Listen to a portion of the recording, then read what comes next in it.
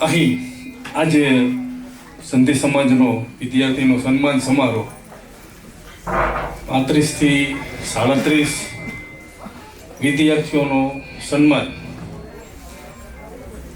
ખરેખર જોવા જઈએ તો સમાજના રતન અને તારલા જેનું સન્માન થયું એમના મા બાપ પણ સન્માનને પાત્ર કે જે પોતાના બાળકોને અહીંયા સુધી પહોંચાડ્યા. પણ ખરેખર જોવા જાવ તમે તો આ પ્રોગ્રામનો સંપૂર્ણ શ્રેય જો કોઈને જાવો જોઈએ તો એ છે આ સંધિ સમાજના યુવાનો કે જેને આ પ્રોગ્રામનું આયોજન કર્યું.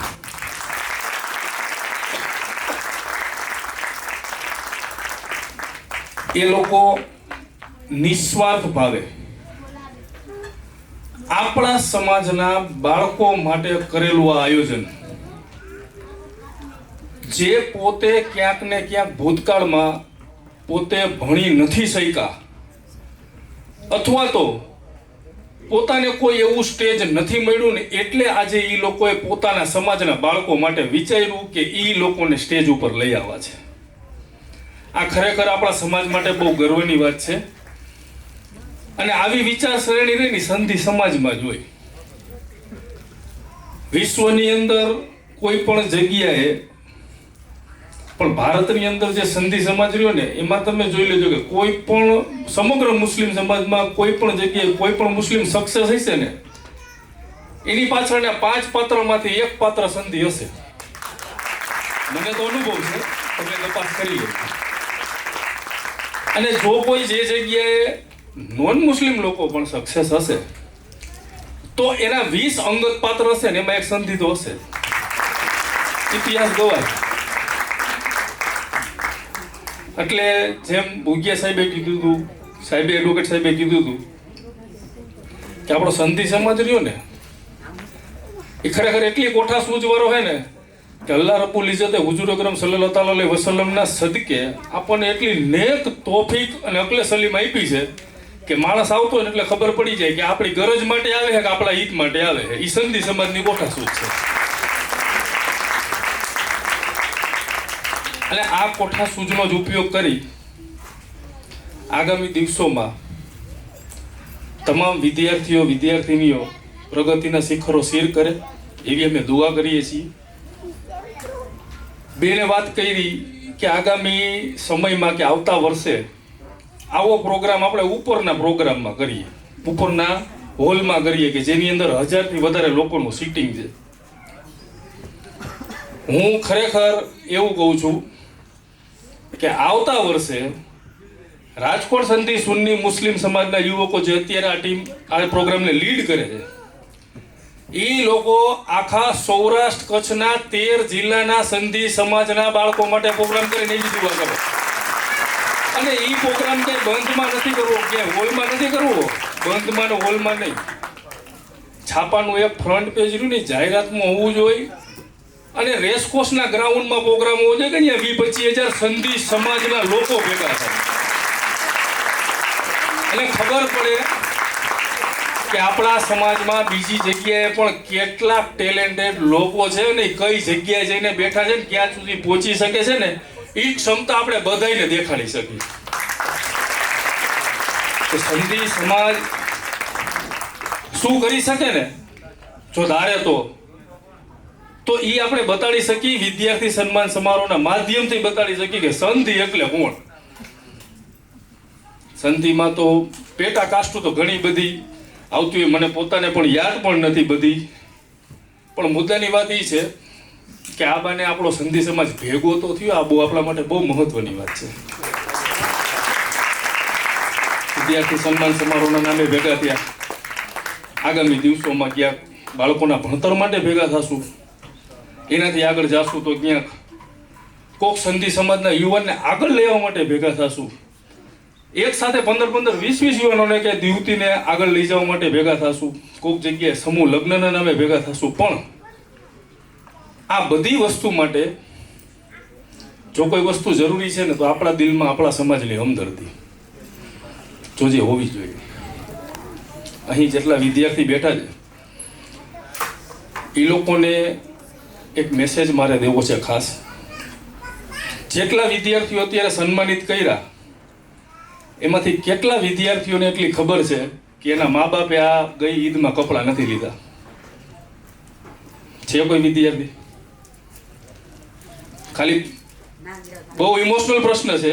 જેટલા વિદ્યાર્થીઓ સન્માનિત થયા એમાંથી તમે તમારા માધર ફાધરને પૂછ્યું કે તમે ઈદમાં કપડાં શું કામ નથી લીધા? જેને ન લીધા હોય ને બેન એક હાથ ઊંચો કરે. માઇક આપો ને ભાઈ, શક્ય હોય તો. બેન ક્યાં કારણોસર? એટલે છે ને મારા મમ્મી સિંગલ મધર છે. ઓકે. અને એને મને ભણાવી છે અહીંયા સુધી. અને એમાં લાસ્ટ મતલબ કે જે મતલબ મારી ફેમિલી છે, મારા નાના ને એ લોકોએ મને રાખી છે. અમે યુઝના નાના અમે બધે હારી જ રહી છે. અને બધી કાંઈ એવું છે કે મારા માસીની બી હમણાં જ ડેથ થઈ ગઈ હતી અને મારા મમ્મીએ કરી પોસિબલ નથી અટાણે. એટલે જેમ થાય એમ હું બી જોબ પાર્ટ ટાઈમ કરું ને હું બી યુપીએસસી ની તૈયારી કરું છું. બધી ખરેખર સૌથી પહેલા તો દીકરી માટે તાલી હોવી જોઈએ કે જે વાસ્તવિકતા સ્વીકારી બધાની નથી. મારી હારવાર મતલબ બીબીએનું કરું છું, હારવાર યુપીએસસી કરું છું. મતલબ જેમ થાય એમ હું મારા મમ્મીને મારા ફેમિલીને સપોર્ટ કરી શકું. મારા મામા છે બધા જે મારે હારે છે, જેને બચપનથી મારા મમ્મીને સાથ આપ્યો કે ના તું અમારા સાથે રહે, તું કરી શક બધું. તો હું બધાને મતલબ કે એ લોકોને બી એક સારી લાઈફ દઈ શકું, ડિઝર્વ એ લોકો કરે. મુદ્દાની વાત એ છે કે તમે લોકો જે વિદ્યાર્થીઓ બેઠા છે ને એ લોકો પાસે બહુ સારામાં સારી એક વસ્તુ શું છે ખબર છે? જે વિશ્વની અંદર આગામી દિવસોમાં કોઈ બાળકોને મળશે નહીં, ભૂતકાળમાં કોઈને મળી જ નથી. અત્યારે જેટલા વિદ્યાર્થી બેઠા ને એની પાસે એક વસ્તુ એવી છે કે જે આવનારી પેઢીને નહીં મળે અને ગઈની પેઢીને નહીં મળે. ઈ છે એની પાસે એના મા બાપ વાળી પેઢી કે જેને એક સ્લીપરની જોડીમાં આખું વરસે કાઢેલું છે અને અત્યારે એક વર્ષમાં એના દીકરાને 4 જોડી બૂટે લઈ દે છે. આવી પેઢી નહીં, આ બાળકોને કોઈ નહીં મળે, ઇન ફ્યુચર કોઈ નથી. અહીં જે આગેવાનો બેઠા છે, જે વડીલો બેઠા છે, જે વિદ્યાર્થીના મધર ફાધર છે, એ લોકો છે ને એવા લેજન્ડ માણસો છે કે એના મા બાપના કહેવા ઉપર એ લોકો એક જોડીમાં 1 વર્ષ કાઢી નાખતા હતા અને અત્યારે એ જ લોકો એના બાળકોને 1 વર્ષમાં 4 જોડી લઈ દે. એટલે એને જે સ્ટ્રગલ કરેલું છે ને એનું પરિણામ છે ને તમારા બધાય પાસે છે. અને જે તમારા માટે એ લોકો દુઆ કરે છે ને, તમે ક્યાંક ને ક્યાંક જ્યાં જ્યાં સક્ષમ છો ને એનું મૂળભૂત કારણ તમારા મા બાપ છે કે જેને હિસાબે તમે અહીંયા સુધી પહોંચી શક્યા છો. આ એક સત્ય વાત છે. અને બીજી એક નવી વાસ્તવિકતા એ પણ છે કે જે બાળકો પોતાના મા બાપ માટે આ બાબતનું ધ્યાન રાખી અને આગામી દિવસોમાં એનું સ્વાભિમાન જાળવશે, એની ઇજ્જત રાખશે, એ જ બાળક પણ સક્સેસ થશે. બીજા કોઈને એમ કોઈ ના ના એ તો ઓલ્ડ એજ છે એને રૂમમાં બેહવા દો, તો એ લોકો આશા ન રાખતા તમે સક્સેસ જવાની.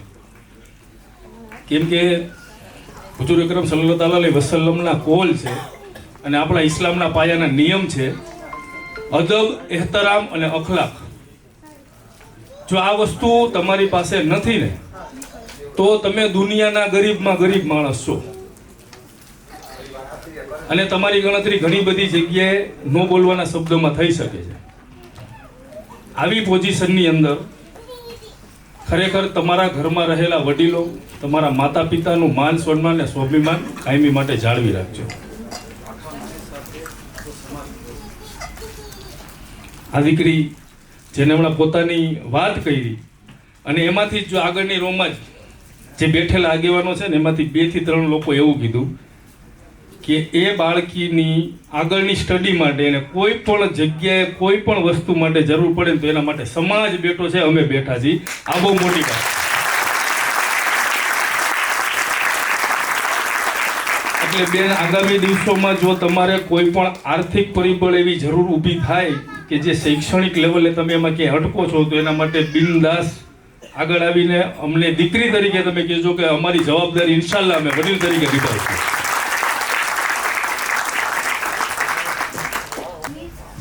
આના સિવાય બીજા કોઈ લોકો પણ હોય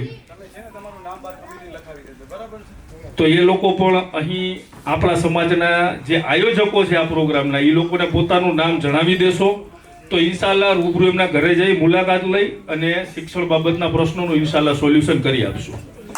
આ કહીને હું રજા લઉં છું. શુક્રિયા. કઈ ભૂલ થઈ હોય તો માફી માંગુ છું.